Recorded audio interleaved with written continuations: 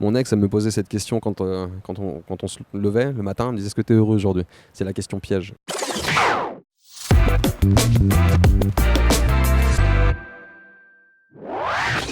La première fois que j'ai enregistré un morceau, c'était dans mon garage, dans le garage de chez moi, de chez mes darons. On avait chouré une tour d'ordi là où je bossais, dans l'IUT où je bossais. Et on avait, je crois qu'on avait chouré un micro, on avait une carte son, enfin, on avait fait un espèce de laboratoire dans mon garage avec Aurel. Et la première fois qu'on s'enregistre, c'est en bas dans mon garage. J'ai tenté une tentative sur un Michael Jackson, je pense, un Billie Jean ou un. Il y a eu une tentative, un truc très yaourté à l'arrivée. Et on était en primaire, CM1, CM2, je crois. Et les mecs envoyaient du Michael sans comprendre les paroles, c'était chiant, mais je pense que j'en faisais partie, quoi.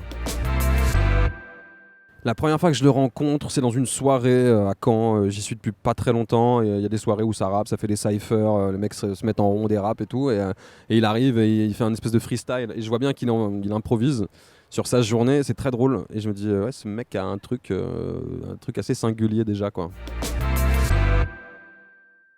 Et bah, c'est Aurel et mes potos de l'époque.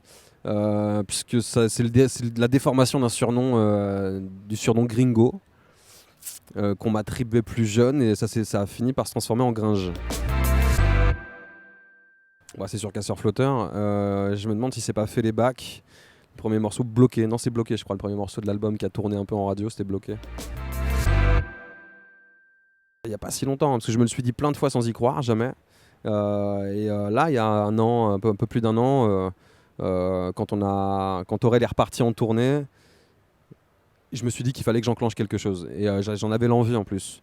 Voilà. Ouais, ça a été aussi libérateur que laborieux, je pense. Mais parce que comme tout travail de découverte, comme tout apprentissage, j'ai vraiment bossé en artisan. J'ai observé seulement sur Casseur. J'écrivais mes textes et j'étais derrière le micro et on se concertait avec Aurel, avec Scred. Mais je me laissais guider beaucoup. Et là, il a fallu que je sois au four et au moulin. Et donc, par moments, ça a pu être assez éprouvant, ouais. Et je pense que c'est Scanner et je pense que c'est grâce à Léa Castel qui m'a vachement aidé sur l'album. Au moment où je la rencontre, j'ai, je sais pas, 6-7 morceaux d'enregistrés. Elle vient et elle s'amuse à tout déconstruire. Elle me propose différentes options. Et puis elle se met au piano, elle se met à rejouer des choses, à envoyer des trucs à des potes à elle qui sont des compositeurs. Elle m'apprend aussi à poser ma voix sur les refrains. Elle me coach, quoi. Elle fait de la direction artistique. Et elle me fait envisager les morceaux autrement. Et la première fois que je déconstruis Scanner et que je le repose sur une version qu'elle enregistrait au piano et qu'on pose les refrains et tout, je me dis fou, j'ai l'impression d'être passé d'un morceau de rap qui était un morceau de rap, tout ce qu'il y a de plus basique, quoi, à une chanson.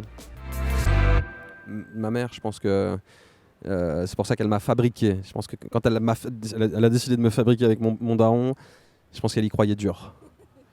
Aujourd'hui, je suis moins sûr qu'elle y croit toujours, mais faudrait que je lui demande est-ce qu'elle regrette ou pas ce jour de conception. Ah bah c'était avec Aurel, c'est sûr, sur Casseur. À Landerneau, je me rappelle d'un concert à Landerneau en Bretagne, fou. Mon ex, elle me posait cette question quand on se levait le matin. Elle me disait: est-ce que tu es heureux aujourd'hui? C'est la question piège. Et je flippais à chaque fois qu'elle me la pose. Généralement, je me sens ni bien ni mal. Je suis dans un espèce d'entre-deux. Ouais. C'est comme, je pense que c'est le propre des gens pessimistes et un peu dépressifs, tu vois. Mais je suis pas quelqu'un de malheureux. On m'a souvent dit enfant lune, c'est un truc t'es quelqu'un de malheureux dans la vie. Je le suis pas, mais je suis pas non plus quelqu'un d'hyper euphorique. Je dose. Je suis quelqu'un qui dose beaucoup. Ouais, sur certains à différents endroits, sur certains morceaux, et puis pas seulement sur les morceaux, c'est-à-dire que l'après, le prolongement de l'album, c'est la scène. Le fait d'aller le partager sur scène avec un public, ça aussi, c'est vachement. Il y a un côté thérapeutique, il y a un côté cathartique, tu vois. Mais il l'est, bien sûr. Il y a des morceaux qui sont tellement personnels qu'il l'est, ouais.